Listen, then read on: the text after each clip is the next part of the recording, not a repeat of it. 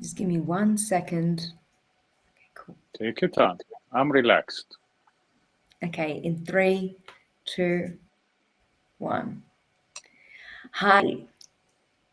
Hello, you're back with Chay from the Oz Arab Media team, and today we're fortunate enough to have Ahmed Fathi from New York, the United Nations correspondent, join us today to share his unique perspective on the implications of the recent policies of the Trump administration.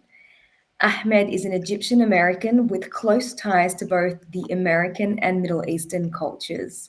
Ahmed, thank you so much for joining me today. Thank you, Shai. It's really a pleasure to join you in your program. And probably it's the first time that I had a sit-down interview with an Australian media.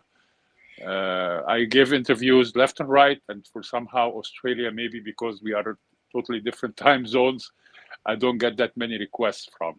But it's a pleasure to be there, and I'm saying hi to all my Aussie mates, whom I had a very good and close relationship over many years. I've been around. Thank you, Ahmed. And look, forgive me in my way with my Australian accent for not doing your surname justice, Ahmed Fathi. So let's get into our questions first and foremost. And the pleasure is ours hosting you here at Oz Arab Media. So first and foremost, obviously, your book, America First, The World Divided. Now that delves deep into the policy implications of Trump's administration. Share with us the most critical policy shifts, and in your opinion, which of them are really pressing hard on the conscience of the American public? First, I'll start from where you ended. The American public is not that much interested in US foreign policy, is not interested in global affairs, with the exception, of course, of people in finance, international business, diplomacy, think tanks, and academia.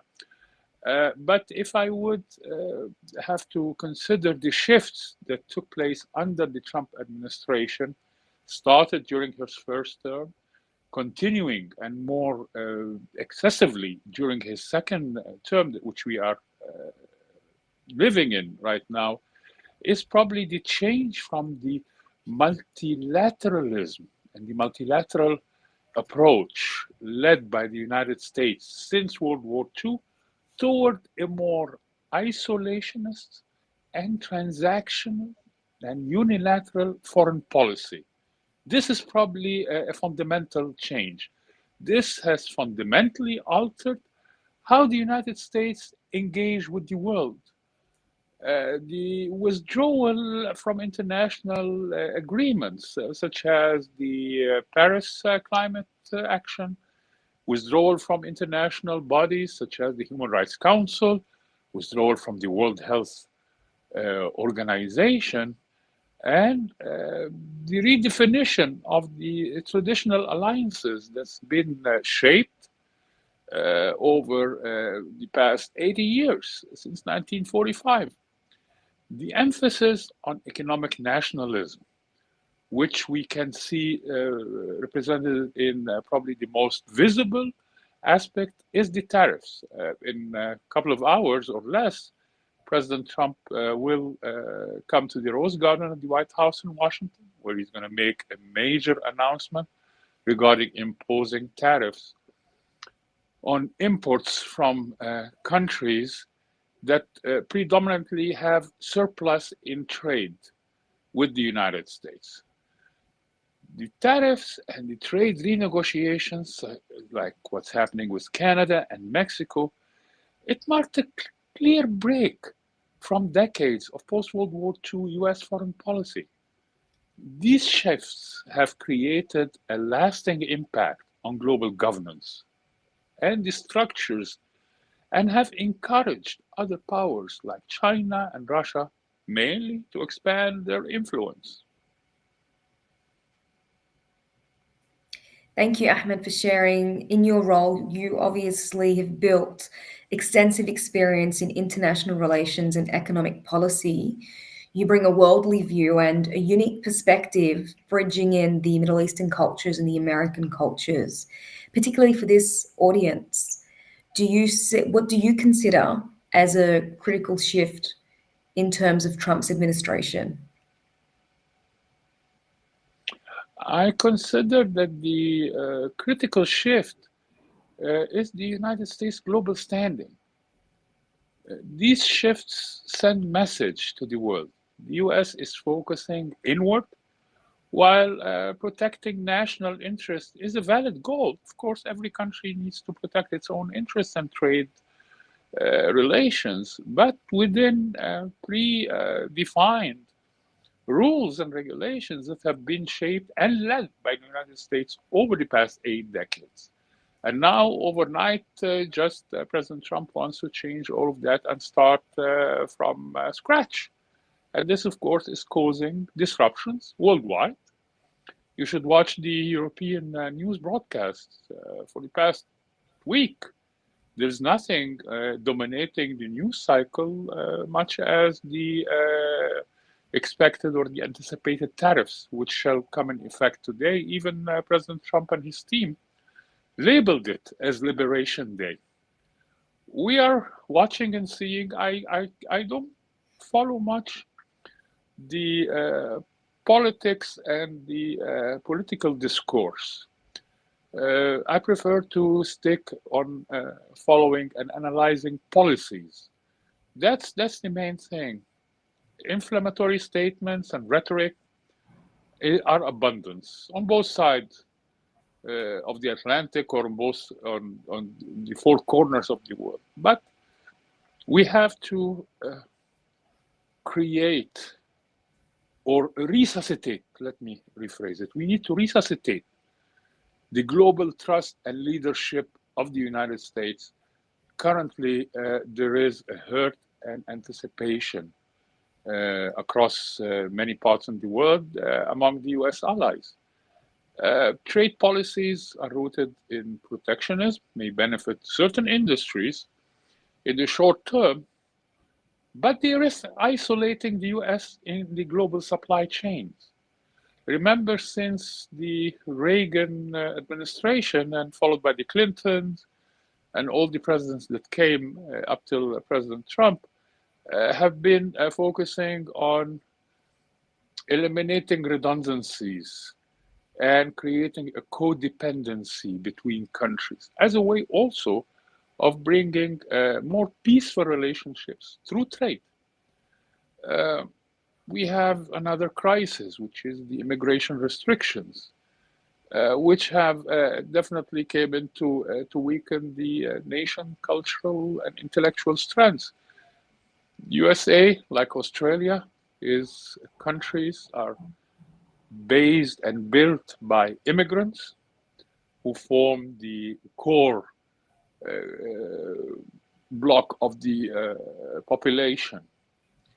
As for healthcare, while it's more domestic in focus, the perception of US resilience and equity is observed globally, especially during health crises like what we have seen during the COVID. Taken together, these policies could reduce the US credibility as a global leader, and that's what's really most concerning to me. A lot of new announcements, new policies. Obviously, the focus today is on the tariffs, but if we could look at some of the new policies being implemented, what do you see as the biggest challenges with regards to how they're being implemented, both practically and politically? Now, you drew obviously on housing and healthcare, but that, don't make that restrict your response. In your view, what do you consider are the biggest challenges?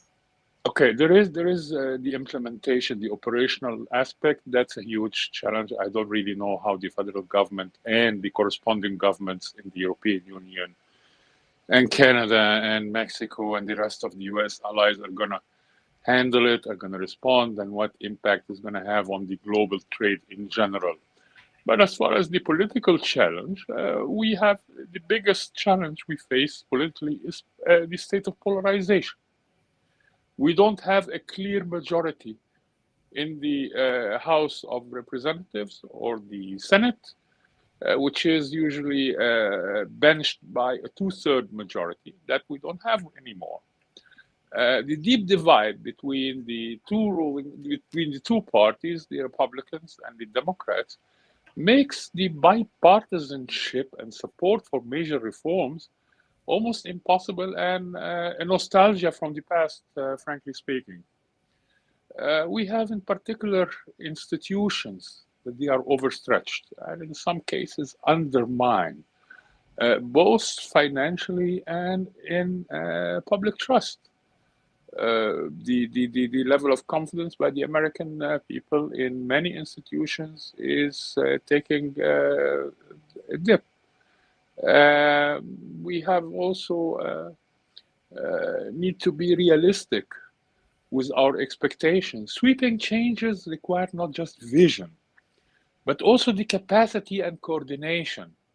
And that often where the machinery of government struggles. We have a clear challenge with the implementation of the tariffs, but it also have clear challenges with the shutting down of major US departments and agencies like the US EID, which did phenomenal work around the world, especially in underdeveloping countries throughout the world. Moreover, the global uncertainty, the economic instability, the conflicts and the pandemics add another layer to the complexity of the situation. I try to be optimistic and look to the half full part of the glass, but I also have to be realistic to see that the old way of doing things are not really an option these days, and we have to adapt to it. But adapting to a change is something, but when you have every single day and every few hours a new situation, that makes adapting is, I don't want to say impossible, but extremely difficult to carry on. Thank you, Ahmed. Now, you've drawn on this before in your response. America's prioritizing an inward view, but Yes. these policy shifts, if we're looking at the American public, how do you see their view on these policy shifts? Are they generally supportive, especially when it comes to certain areas, or are there pushback? Is there pushback in other areas?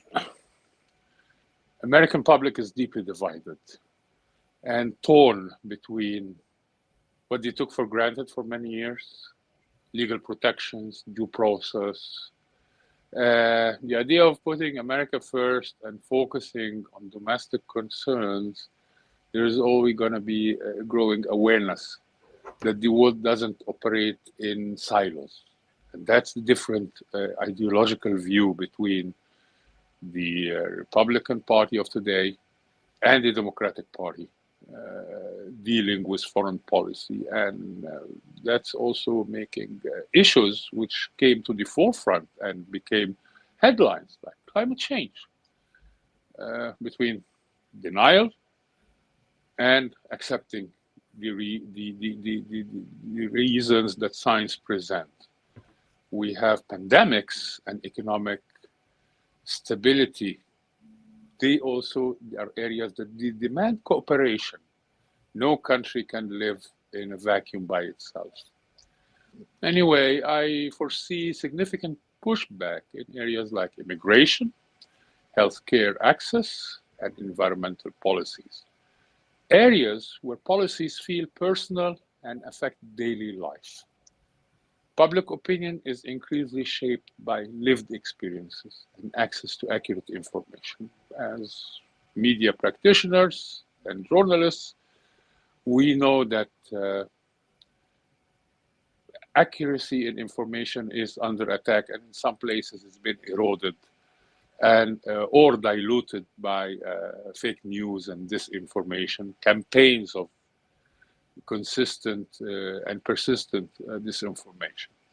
This way makes communication from leadership more important than ever, But when you close the door on yourself and you want the rest of the world to follow without question, that makes it really intriguing to see how the world will deal with it in the last 70 or 75 days. We have seen different ways of dealing it, between containing the new administration, between correcting some misinformation politely, but have taken out of proportion. And we have seen also scenes on live TV where people, not only in America but around the world, were not used to see it in dynamics and relationships between world leaders. We have seen a world leader, I don't need to mention his name, got addressed down in the Oval Office in front of live television. I don't think that we have seen that before. Not at the White House, not at 10 Downing Street, not in Canberra, and definitely not in Paris or Berlin or even Moscow. But we live in a new era and we have to adapt, even if it's only adapting for the next 4 years, if not longer, as the rhetoric now is leading to. A lot of change, and the world is watching. Moving to a separate issue now, very close to the hearts of our viewers, the conflict in the Middle East. How have you seen the general view of this conflict amongst, obviously, the American public and your peers, who obviously bring that global perspective? And as an Egyptian American, have you seen this change in your lifetime? Is there anything different now?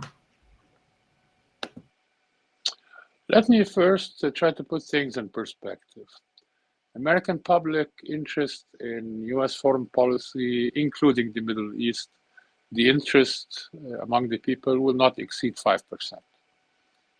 Americans always have been focusing on their own domestic issues, on their own economic well-being. However, over the past couple of years, or 3 years, the sentiment has evolved, particularly among the younger generations, the Gen Zs. And of course, the diaspora, the second and third generations, who have been born here and grew up here and educated, have different viewpoint than those who just immigrated from the region. So it will depend when you ask this question to the person, how long this person have been here and what's their level of experience and expectations. Of course, there is more awareness now, and people are questioning the long-held narratives. We have to acknowledge that we have now things that we didn't have in the past 20 years, 15, 20 years. Social media is one of them. Independent journalism and community engagement have always played a role in shaping more nonsense perspectives.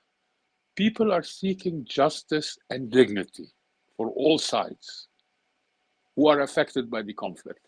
And there is a growing frustration with policies and politicians that ignore human suffering. How the administration is dealing with it, it's not, of course, to my liking.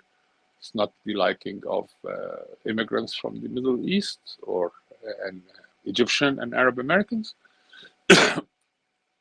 But we have to learn how to live with it for the next 4 years at least. Thank you, Ahmed. A very important and difficult time for many people in the diaspora. Moving on to you now, on a more personal note, let's talk about your book, America First, World Divided. Talk to us. What was the motivation behind you putting together this book, especially now? Well, the book, when I first started to write chapters in it, I never anticipated it was going to come out in a book. 70%. That's what all authors say. Tends to happen. Let's say over Trump's first term and for 2 years after, I was more concerned about isolating my ecosystem of looking at the Trump administration from the rhetoric and the politics and stick to the policies. And it started by separate articles here and there.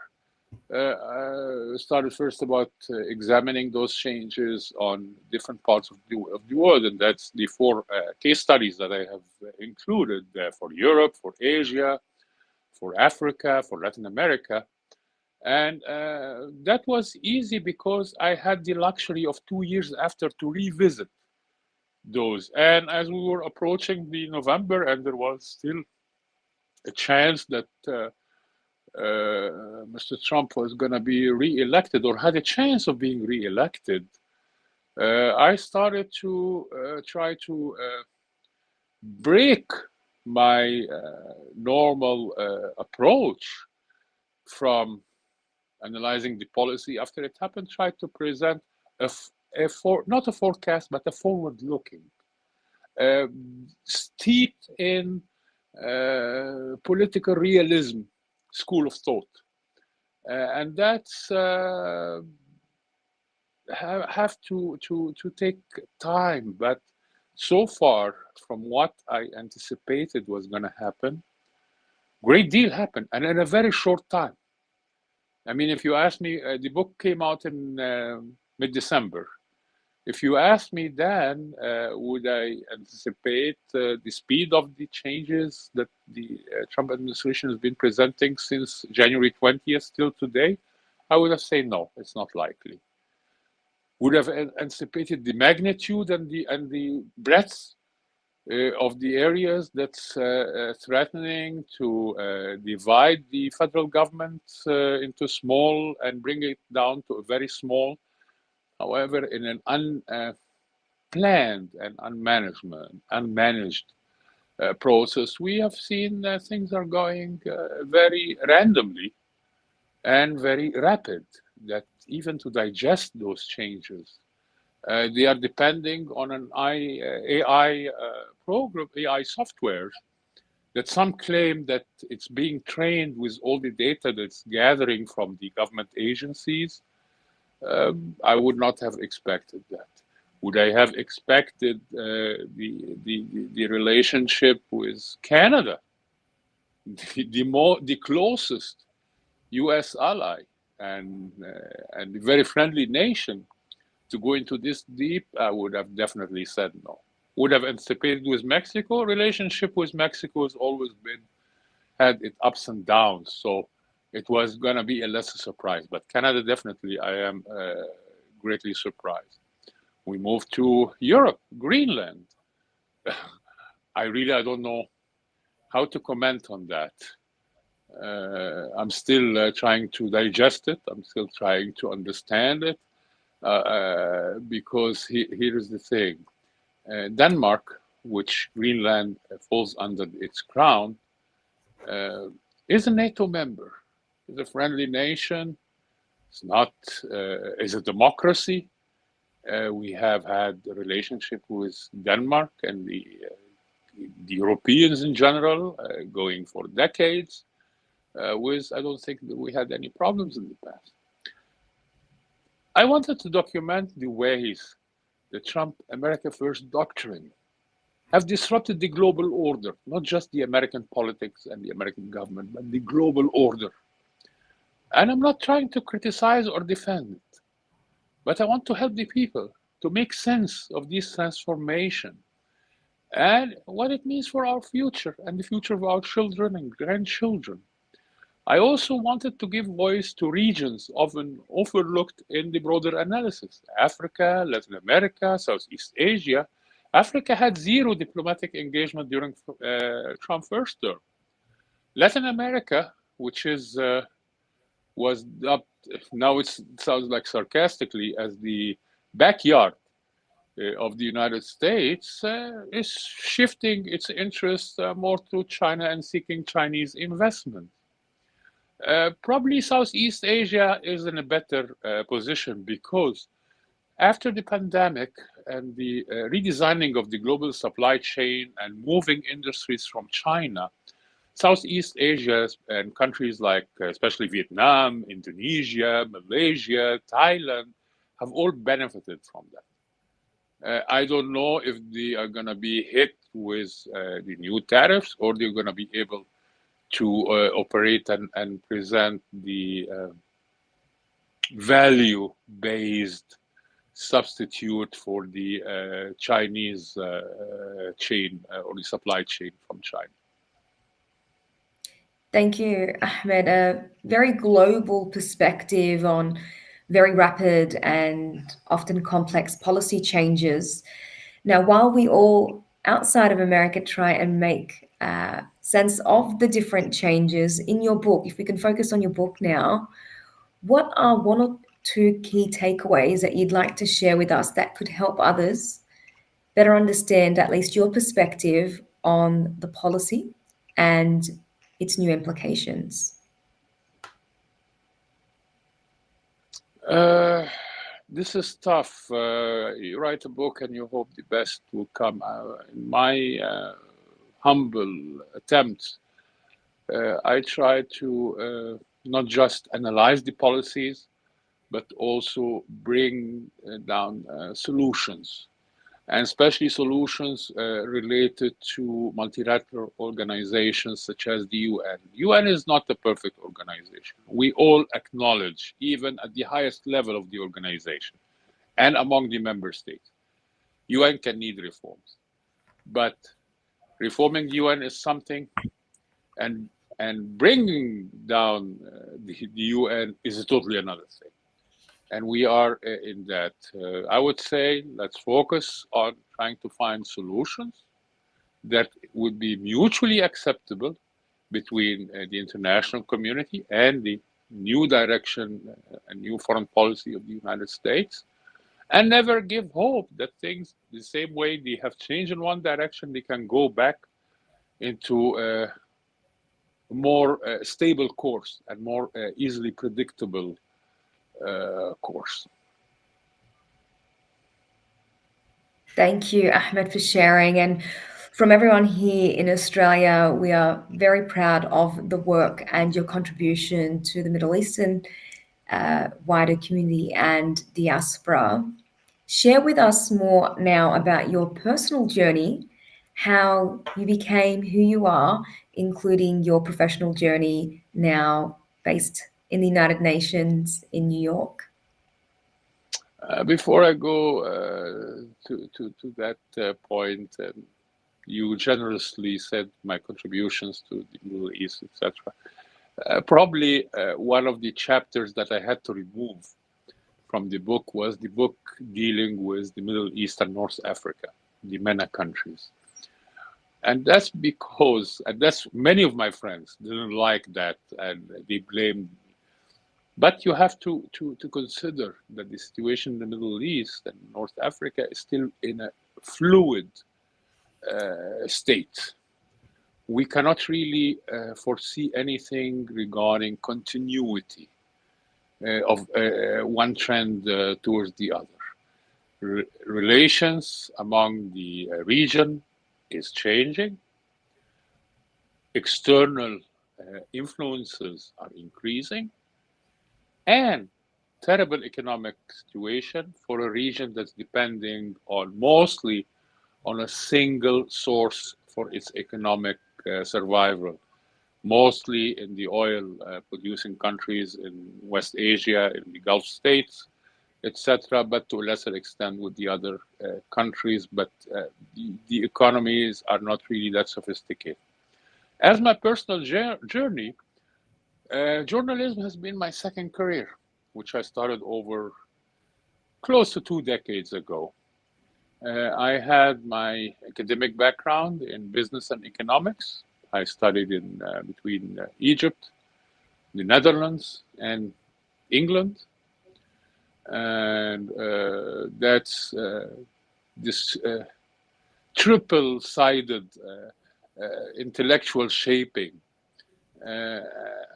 was quite an interesting journey. I was in the tourism and travel industry. I spent almost 3 decades. And I worked for a while as a political risk analyst back in the 90s.